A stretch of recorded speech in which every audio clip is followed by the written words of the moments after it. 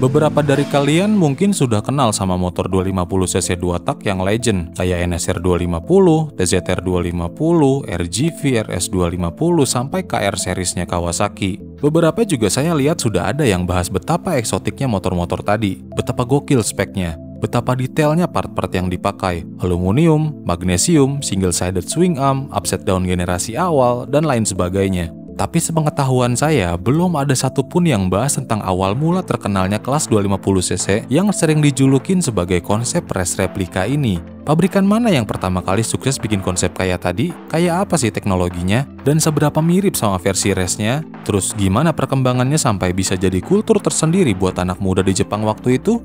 Nah, kalau kalian salah satu yang penasaran sama jawabannya, kalian ada di tempat yang tepat.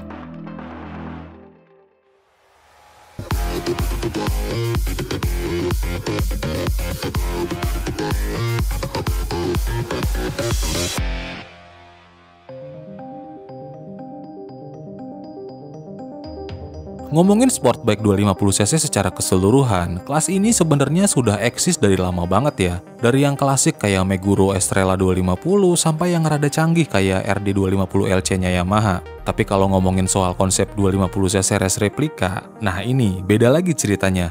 Buat bahas kelas ini, kita harus fokus ke Jepang.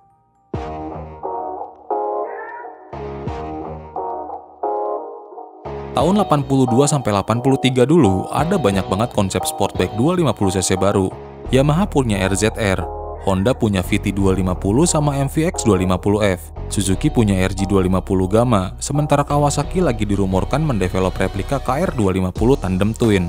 Jawaban yang paling deket tentunya MVX 250F-nya Honda atau KR 250-nya Kawasaki ya. MVX kurang apa coba? Mesinnya V3 engine kayak NS500. Teknologinya oke, dan ambasadornya itu juara dunia GP 500 pula.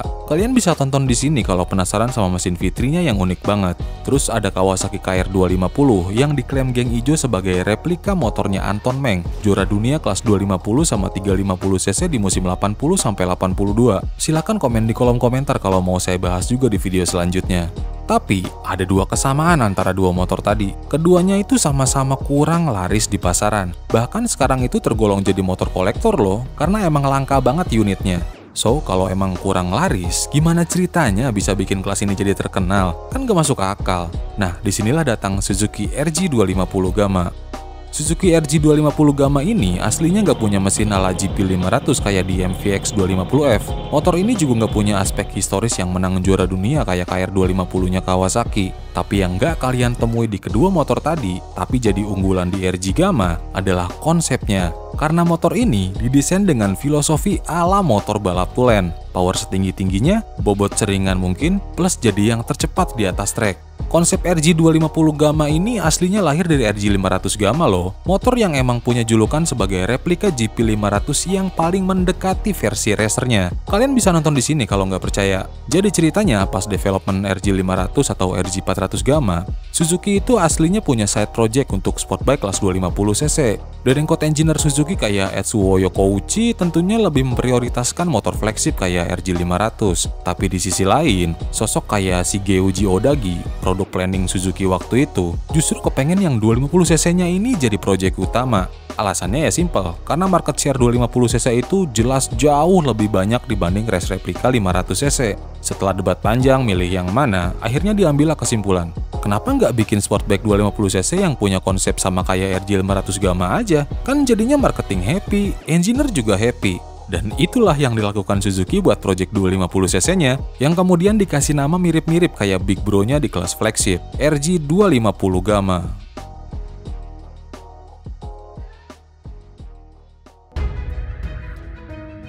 Kalau kalian pikir Suzuki RG 250 Gamma ini pakai mesin RG 500 yang dipotong jadi dua buat menghasilkan kapasitas mesin 250cc, well, kalian salah. RG 250 Gamma ini aslinya pakai mesin 2 tak all new dengan konfigurasi parallel twin. Komponen internal mesinnya juga beda banget dari kakaknya yang jadi replika GP 500. Kalau big bro-nya itu pakai piston 56 mili buat kejar power yang setinggi mungkin di RPM tinggi, RG 250 Gamma ini pakai konfigurasi bor sama stroke yang square atau 54 x 54 mili.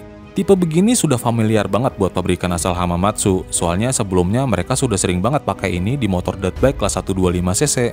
Dan kalau piston gede tadi didukung sama rotary disc valve buat ngasilin tenaga yang sangat besar di RG500, di versi 1/4 liternya ini nggak pakai rotary valve, tapi pakai Suzuki Power Reed atau penamaan Suzuki buat sistem crankcase reed valve mereka. Perbedaan konstruksi mesin sama reed valve ini bikin power maksimum Suzuki RG250 Gamma bisa didapat di RPM yang lebih rendah dibanding Big Bro-nya tadi. Tapi jangan pikir kalau tenaga mesinnya ini bakal dibikin kalem loh ya, karena enggak sama sekali. Dengan bantuan Suzuki Automatic Exhaust Control alias SAEC, alias penamaan mereka buat sistem power valve kayak PVS-nya Yamaha, Suzuki RG250 Gamma ini punya output tenaga maksimum 45 horsepower, lebih gede dibanding semua sportback 250cc yang dijual waktu itu. Heck, bahkan MVX 250F-nya Honda yang pakai 3 silinder, itu powernya cuma di set sekitar 40 horsepower doang loh. Tapi bukan cuma power mesin yang jadi andalan RG250 Gamma, Suzuki juga memastikan motor ini punya handling sama stabilitas yang nggak kalah mentereng. Gimana caranya? Pertama, Suzuki itu memangkas bobot RG250 Gamma secara ekstrim dengan menggunakan sasis aluminium yang sama kayak RG500 di kelas flagship. Tapi beda kayak Big Bro-nya yang sasisnya itu dibikin secara handmade. Sasis aluminium RG250 ini pakai metode die casting, ya buat bikin cost-nya lebih rendah lah. Suzuki mengklaim sasis aluminiumnya ini adalah yang pertama di kelas 250cc dan lebih enteng sampai 6 kg dibanding sasis kompetitor yang waktu itu masih pakai pipa baja tubular. Gak ketinggalan, body fairingnya juga didesain dengan mengutamakan unsur aerodinamika lewat proses wind tunnel yang juga dipakai sama RG500. Sayangnya versi yang dijual perdana tahun 83 itu, fairingnya belum full sampai bawah ya. Baru di versi 1985, Suzuki bikin yang versi full fairing, sekaligus yang pakai livery unik nih, Walter Wolf Suzuki. Sementara buat menjamin konsumen bisa merasakan kelincahan yang sama kayak tunggangannya Franco Uncini di GP500, RG250 Gamma ini pakai sudut kemiringan sok depan atau sudut trek yang super tegak, 24,7 derajat tepatnya. Kombinasikan sudut trek sempit ini sama ukuran ban ekstrim 18 inci di belakang dan 16 inci di depan plus ban Michelin yang waktu itu jadi primadona di GP500. RG250 Gamma ini langsung dapat seabrek pujian dari reviewer Jepang, bahkan termasuk juga reviewer luar negeri yang import produknya secara non-ofisial. Heck, bahkan Franco Uncini, juara dunia GP500 musim 82, awalnya itu ngira motor ini adalah prototipe Suzuki buat ikutan kelas GP250. Tapi begitu dikasih tahu kalau ini adalah motor buat produksi massal, Uncini be like, oke.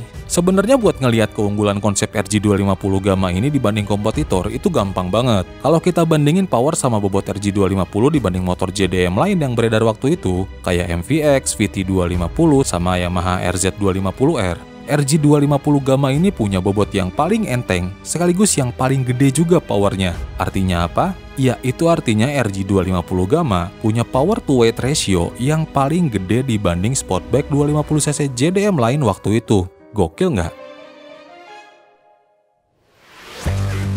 Waktu rilis perdana tahun 83 dulu sebagai motor JDM only alias Japanese Domestic Market alias cuma dijual di Jepang doang, Suzuki RG250 Gamma ini auto jadi primadona bikers di sana. Kombinasi konsep race replika sama power to weight ratio yang gede banget waktu itu bikin bandrolnya yang hampir 500.000 yen atau sekitar 53 jutaan itu jadi terasa worth it. Buktinya di tahun perdananya RG250 Gamma sukses terjual lebih dari 30.000 unit di Jepang. Saking terkenalnya, motor ini bahkan sering jadi bahan impor secara non-ofisial ke pasar Eropa sama Asia Pasifik juga. Makanya kalau kita lihat dari Wikipedia atau situs otomotif kenamaan dunia lainnya, RG250 Gamma ini sering dijuluki sebagai motor street legal pertama atau racer replika 250cc pertama yang dijual sama pabrikan Jepang. Karena ya emang gitu faktanya. Meskipun RG Gamma ini nggak punya leluhur langsung di balapan GP250 waktu itu, tapi motor ini nih yang pertama kali sukses mengombinasikan konsep motor 250cc yang canggih, enteng, kenceng, sama fokus buat penggunaan di atas trek. Itu sebenarnya yang jadi kata kunci kesuksesan RG Gamma, sportbike 250cc racer, bukan 250cc yang dikasih saber kompromi biar lebih enak dipakai harian atau touring. Ngelihat percobaan yang tergolong sukses dari Suzuki, tahun berikutnya Honda, Yamaha, sama Kawasaki langsung berlomba-lomba rilis motor dengan konsep yang sama. Kawasaki join pakai KR250 tandem twin, terus Honda pakai NS250R, sementara Yamaha pakai TZR 2MA. As always, setelah sukses bikin gebrakan bareng RG250 Gamma, pengembangan motor ini justru terkesan lambat banget kayak versi GP500-nya. Setelah rilis tahun 83 dengan kode GJ21A, RG250 Gamma cuma dapat upgrade pengereman di tahun berikutnya. Terus ditambah lagi upgrade versi full fairing sama monoshock full floater di tahun 85 dengan kode baru, yaitu GJ21B. Setelah itu, ya udah dibiarin gitu aja sama Suzuki sampai akhirnya stop produksi di tahun 88. Meskipun pengembangan Suzuki RG250 Gamma ini terkesan khas ala Suzuki banget, tapi nggak dengan kelas yang dipopulerkan sama motor ini. Ya, sejak kelahiran Gamma 250 di tahun 83, pengembangan race replika 250cc ini makin ekstrim aja dari tahun ke tahunnya. Saya kasih gambaran, cuma dalam 5 tahun dari lahirnya RG250 Gamma, motor 250cc itu berubah dari yang awalnya cuma sekedar konsep race replika, terus jadi half replika atau setengah replika. Terus gokilnya, malah jadi replika GP250 beneran. Ada yang penasaran gimana ceritanya?